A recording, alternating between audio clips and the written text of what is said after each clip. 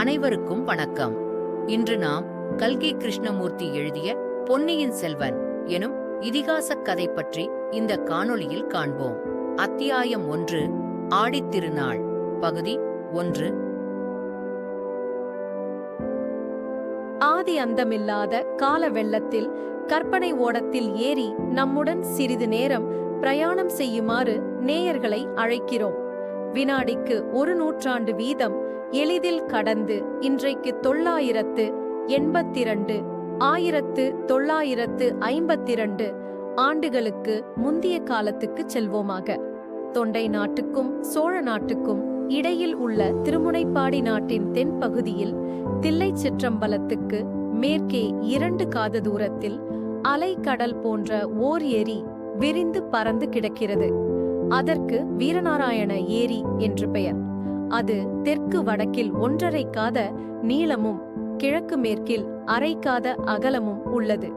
காலப்போக்கில் அதன் பெயர் சிதைந்து இந்நாளில் வீராணத்து ஏரி என்ற பெயரால் வழங்கி வருகிறது. புது வெள்ளம் வந்து பாய்ந்து ஏரியில் நீர் நிரம்பி ததும்பி நிற்கும் ஆடி ஆவணி மாதங்களில் வீரநாராயண ஏரியை பார்ப்பவர் எவரும் நம்முடைய பழந்தமிழ்நாட்டு முன்னோர்கள் தங்கள் காலத்தில் சாதித்த அரும்பெரும் காரியங்களை குறித்து பெருமிதமும் பெருவியப்பும் கொள்ளாமல் இருக்க முடியாது. நம் மூதாதையர்கள் தங்களுடைய நலனுக்கும் தங்கள் காலத்திய மக்களின் நலனுக்கும் உரிய காரியங்களை மட்டுமா செய்தார்கள்? தாய் திருநாட்டில் தங்களுக்கு பிற்காலத்தில் வாழையடி வாழையாக வரப்போகும் ஆயிரங்கால சந்ததிகளுக்கும் நன்மை பயக்கும் மாபெரும் செயல்களை நிறைவேற்றிவிட்டு போனார்கள் அல்லவா?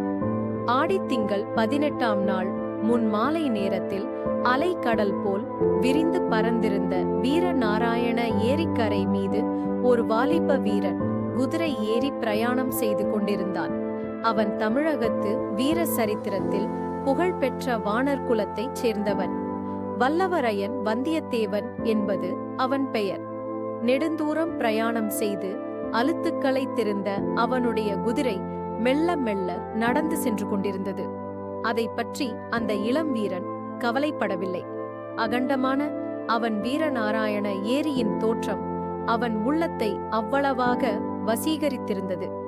ஆடி 18ஆம் பெருக்கன்று சோழ நாட்டு நதிகளிலெல்லாம் வெள்ளம் இருகரையும் தொட்டுக்கொண்டு ஓடுவது வழக்கம்.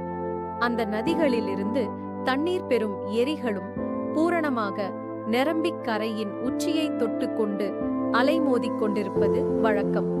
வடகாவேரி என்று பக்தர்களாலும் கொள்ளிடம் என்று பொதுமக்களாலும் வழங்கப்பட்ட நதியிலிருந்து வடவாற்றின் வழியாக தண்ணீர் வந்து அதை ஒரு பொங்கும் கடலாக ஆக்கியிருந்தது.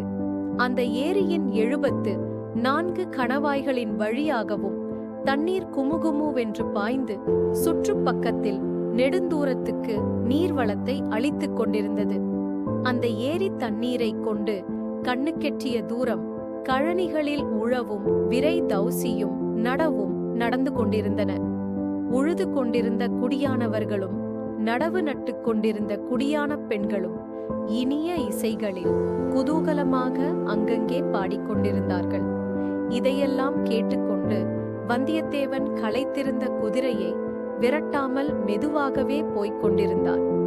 ஏரிக்கரை மீது ஏறியதிலிருந்து அந்த ஏரிக்கு 74 கணவாய்கள் உண்டு என்று சொல்லப்படுவது உண்மைதானா என்று அறிந்து கொள்ளும் நோக்கத்துடன் அவன் கணவாய்களை எண்ணிக்கொண்டே வந்தான். ஏறக்குறைய 1.5 காத தூரம் அவன் அந்த மாபெரும் ஏரிக்கரையோடு வந்த பிறகு 70 கணவாய்களை எண்ணியிருந்தான். ஆகா, இது எவ்வளவு பிரம்மாண்டமான ஏரி! எத்தனை நீளம், எத்தனை அகலம்! தொண்டை நாட்டில் பல்லவ பேரரசர்களின் காலத்தில் அமைத்த ஏரிகளையெல்லாம் இந்த ஏரிக்கு முன்னால் சிறிய குளங்குட்டைகள் என்றே சொல்லத் தோன்றுமல்லவா? வடகாவேரியில் வீணாகச் சென்று கடலில் விழும் தண்ணீரை பயன்படுத்துவதற்காக மதுரை கொண்ட பராந்தகரின் புதல்வர் இளவரசர் இராஜாதித்தர் இந்த கடல் போன்ற ஏரியை அமைக்க வேண்டுமென்று எண்ணினாரே. எண்ணி அதை செயலிலும் நிறைவேற்றினாரே. அவர் எப்பேற்பட்ட அறிவாளியாயிருந்திருக்க வேண்டும்! வீர பௌருஷத்திலேதான் அவருக்கு இணை வேறு யார்? தக்கோலத்தில் நடந்த போரில் தாமே முன்னணியில் யானை மீது ஏறிச் சென்று போராடினார் அல்லவா? போராடி பகைவர்களின் வேலை மார்பிலே தாங்கிக் கொண்டு உயிர் நீத்தார் அல்லவா? அதனால் யானை மேல் துஞ்சிய தேவர் என பெயர் பெற்று வீர சொர்க்கம் அடைந்தார் அல்லவா? இந்த சோழ குலத்து மன்னர்களே அதிசயமானவர்கள்தான். அவர்கள் வீரத்தில் எப்படியோ அப்படியே அறத்திலும் மிக்கவர்கள். அறத்தில் எப்படியோ அப்படியே தெய்வ பக்தியில் சிறந்தவர்கள். அத்தகைய சோழகுல மன்னர்களுடன் நட்புரிமை கொள்ளும் பேறு தனக்கு கிடைத்திருப்பது பற்றி நினைக்க நினைக்க வந்தியத்தேவனுடைய தோள்கள் பூரித்தன. மேற்கு திசையிலிருந்து விற்றென்று அடித்த காற்றினால் வீரநாராயண ஏரி தண்ணீர் அலைமோதிக்கொண்டு கரையை தாக்கியது போல் அவனுடைய உள்ளமும் பெருமிதத்தினால் பொங்கித் ததும்பிற்று. இப்படியெல்லாம் எண்ணிக்கொண்டு வீரநாராயண ஏரி கரையின் தென்கோடிக்கு வந்தியத்தேவன் வந்து சேர்ந்தான்.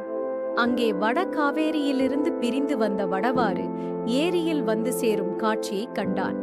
ஏரிக்கரையிலிருந்து சிறிது தூரம் வரையில் ஏரியின் உட்புறம் படுகையாக அமைந்திருந்தது. வெள்ளம் வந்து மோதும்போது கரைக்குச் சேதம் உண்டாகாமல் இருக்கும் பொருட்டு அந்த படுகையில் கருவேல மரங்களையும் விளாமரங்களையும் நட்டு வளர்த்திருந்தார்கள். கரையோரமாக நாணல் அடர்த்தியாக வளர்ந்திருந்தது. தென்மேற்கு திசையிலிருந்து இருபுறமும் மர வரிசையுடன் வடவாற்றின் வெள்ளம் வந்து ஏரியில் கலக்கும் காட்சி சற்று தூரத்திலிருந்து பார்க்கும்போது அழகிய வர்ணக்கோலம் போட்டது போல் காணப்பட்டது. இந்த மனோகரமான தோற்றத்தின் இனிமையையும் குதூகலத்தையும் அதிகப்படுத்தும்படியான இன்னும் சில காட்சிகளை வந்தியத்தேவன் அங்கே கண்டான். வந்தியத்தேவனுடைய பயணம் தொடரும். அடுத்த பகுதியில் இதன் தொடர்ச்சியை காண்போம். நன்றி, வணக்கம். மேலும் பல சுவாரஸ்யமான கதைகளை பற்றி தெரிந்து கொள்ள இந்த காணொளியை லைக், கமெண்ட் மற்றும் ஷேர் செய்யவும்.